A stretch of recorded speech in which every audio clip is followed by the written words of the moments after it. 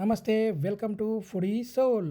ఈరోజు నేను మీకు పరిచయం చేయబోతున్నాను సోరకాయ తప్లెట్లు. వీటిని ఎంత తిన్నంగా తినాలనిపించేటువంటి టేస్టీ అండ్ క్రిస్పీ రెసిపీ. ఒకసారి నేను చెప్పిన విధంగా మీ ఇంట్లో ట్రై చేసి చూడండి, మీకైతే చాలా టేస్టీగా ఉంటాయి. ముందుగా కావాల్సిన పదార్థాలు ఒకసారి చూసేద్దామా. చిన్న సైజు సోరకాయని ఈ విధంగా తీసుకొని తురుముకోవాలి.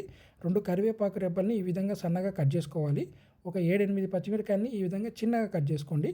1.5 స్పూన్ జీలకర్ర, 2 టేబుల్ స్పూన్ల ఉప్పు, ఒక పెద్ద సైజు ఉల్లిగడ్డల్ని రెండింటిని తీసుకొని చిన్నగా కట్ చేసుకోండి.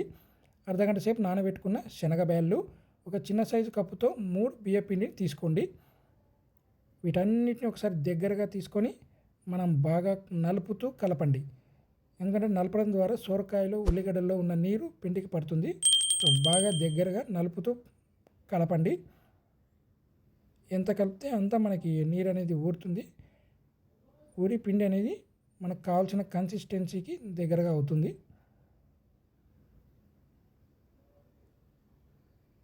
బాగా చేత్తో అనేది నలుపుతూ దగ్గరగా కలుపుకోండి.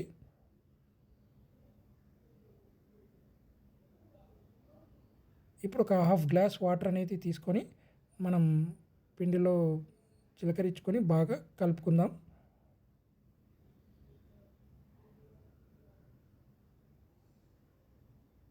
ఇలా బాగా చేత్తో కలపడం ద్వారా మనకు పర్ఫెక్ట్ డో అనేది తయారవుతుంది. బాగా ఇలా దగ్గరగా కలుపుకోండి.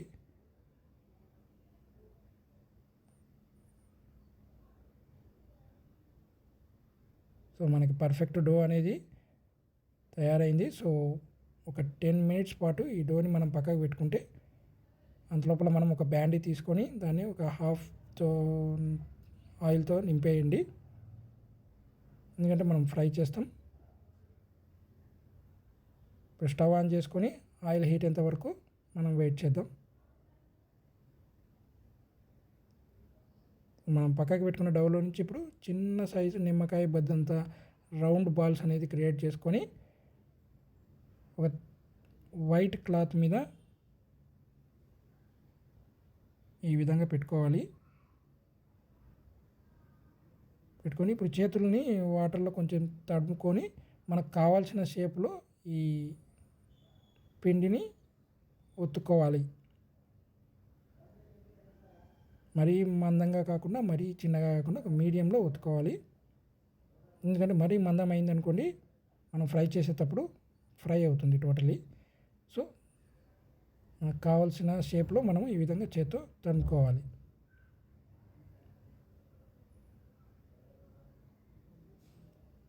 ఇలా తడుపుకున్న తర్వాత మన ఆయిల్ అనేది హీట్ ఎక్కింది. హీట్ ఎక్కిన ఆయిల్లో ఈ విధంగా మనము తప్లెట్ని వేసుకొని ఫ్రై చేసుకోవాలి. మీడియంలో పెట్టండి ఫ్లేమ్స్ అనేది.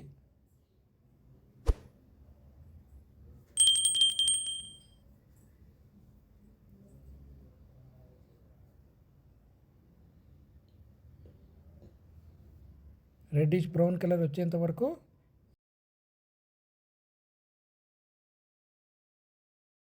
ఈ విధంగా 2 సైడ్లు మనము కాల్చుకోవాలి.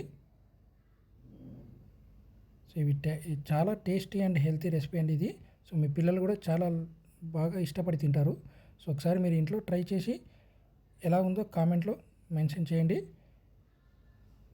And also please share and subscribe to Foodie Soul. ఇంకా ఇటువంటి హెల్తీ అండ్ రెసిపీలు చూడాలనుకుంటే please like and subscribe to